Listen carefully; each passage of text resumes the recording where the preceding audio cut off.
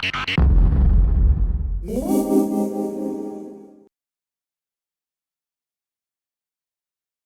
going to dive right in and talk about course structure.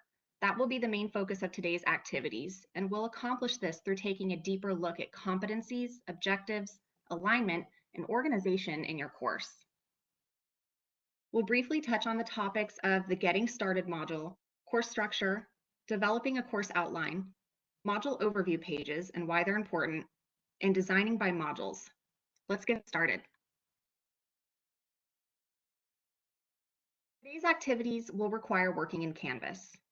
The first thing you will see in your course shell is the Getting Started module.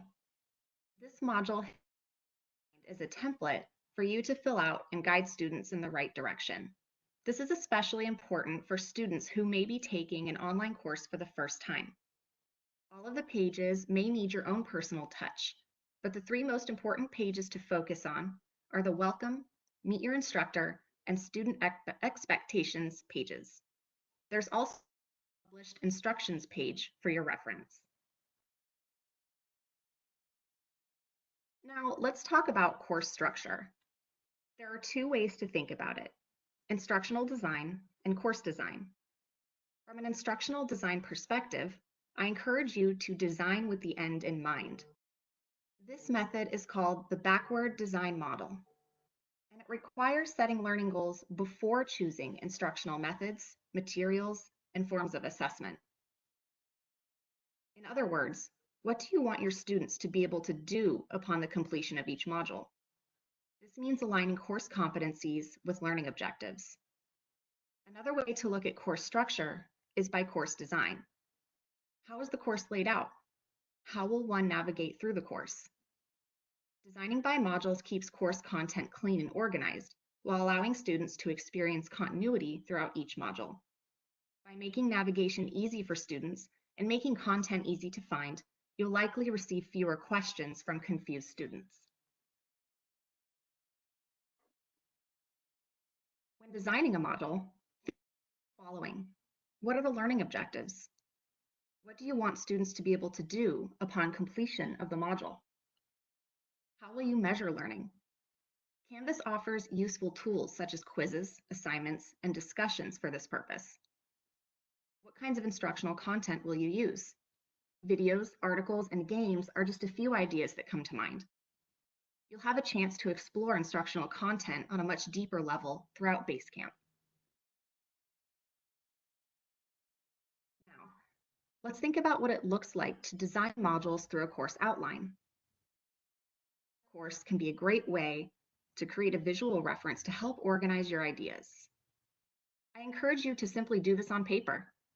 I really love this example by Dr. Mary McGlath. Notice how each section or module begins with outlining learning objectives. This can easily be done in a module overview page, and we'll be talking about that next. Notice how each module contains ideas for instructional materials and forms of assessment. This example will also be available for you in today's Canvas course as you are completing your activities. I mentioned that we'd be talking about a module page. These pages are so important for letting students know what's expected of them. Overview pages should contain course competencies to explain why the module is relevant. Learning objectives will prepare students for what they should know by the end of the module. Listing assignments within the module will set clear expectations for students, as well as listing due dates. Finally, let students know what their work is worth. A quick glance at a simple module overview page will answer so many questions for students before they even get started with the content. Let's look at an example.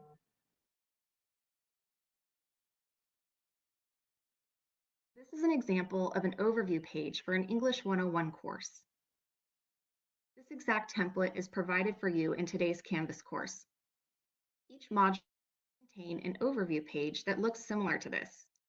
Notice how course competencies, objectives, assignments, due dates, and point values are all available for students to see before they progress through the module.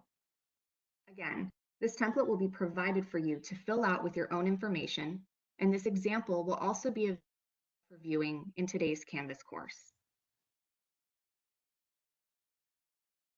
Go back to module structure.